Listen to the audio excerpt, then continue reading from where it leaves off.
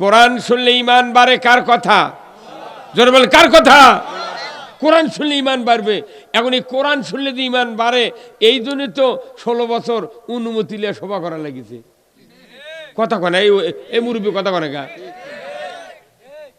কেরে দেশত 2 কোটি অমুসলিম আছে, কত জাতির লোকেরা আছে, তারা পূজা করে, তারা গির্জার যায়, মন্দিরে যায়, কোনোদিন অনুমতি লওয়া লাগিছে? আর যে দেশ 92% ইমানদার, সেই দেশ কোরআনের মাহফিল করবার লাগে অনুমতি লওয়া লাগছে। কারণ কি? এই আইন, এই ব্যারিকেডটা দেওয়ার কারণ যে বেশি কোরআন শুনালে তাহলে মানুষের সবাই একবারে ইমান বেড়ে দেবে। তাহলে আমরা কোন দিক ছানবো? কথা কয় না বাড়ি ছানবো কোন দিক? দেখে এখন হচ্ছে, এখন ফকিরও সভা করছে, ওই দিক দাম কি মারছে, এই দিক আরো হয়ে যাচ্ছে, অনুমতি লাগিচ্ছে। এখন এই অনুমতি তো এটা গেল একটা ব্যাপার। আর একটা ব্যাপার কি, যে উমুক বক্তা যদি আসে তাহলে বক্তৃতা দেওয়া যাবে না, অনুমতি দেওয়া যাবে না।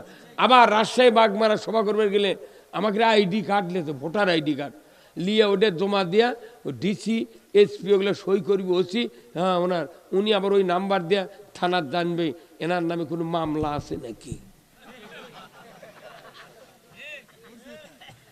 আবার ওয়ারেন্ট নাই, কিছু নাই, মামলা নাই, আইসা করছে হুজুর চলেন থানার। কেন? না চলেন। আমি তাহলে ওয়ার্ডার দেখি, কি দিয়ে ধরবেন? কাগজ দেখান। করছে না এটা উপরের নির্দেশ। আমাকে কাছে এখন বিয়ে পড়াবার গেলে আমরাও করছি, উপরের নির্দেশ, বিয়ে পড়ানো যাবে না। জানাজা করার জন্য আসিচ্ছে না, উপরের নির্দেশ, জানাজা করা যাবে না। তোরাও করছিস 16 বছর, আমরা কেবল 6 মাস তো আরম্ভ করছি। কেউ তো কাপড় কাটতে পারে না। আমার কে কয়জন কাপড় কাটে? কাপড় কাটতে আসলে আমি ডাইরেক্ট কয়ে দিচ্ছি উপরের নির্দেশ। আল্লাহ কোরআনত কথা, কেউ যদি লাখ কাটে দেয় কারু, না ওরও লাখ কাটে দাও। কেউ যদি কান কাটে ওরও কান কাটে দাও। কথা কন না? তাহলে কেউ যদি আমার নামে মামলা দেয়, ওর নামে মামলা দাও। এই কামটা আরো আগে করা উচিত ছিল, একদিন দেরি করলু,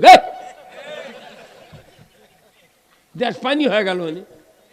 কতক্ষণ না ওরা মনে করছে আমাকে ভয়ে বোধে লোকের আছে, আমাকে কোনো টেনশন নাই। কারণ কি? অতিরিক্ত যাতে না হয়, এই জন্যে আমি বলছি যে আল্লাহর কথা যদি কারু কানত পড়ে, অবশ্যই তার ইমান একটু শক্তি পাবে। এই জন্যে মনে করেন অনুমতি লিয়া ব্যারিকেড দিয়ে আস্তে আস্তে 1 কোটি সবার মধ্যে যদি 25,000 সভা হয়, তাও তো মেলা কমে এলো।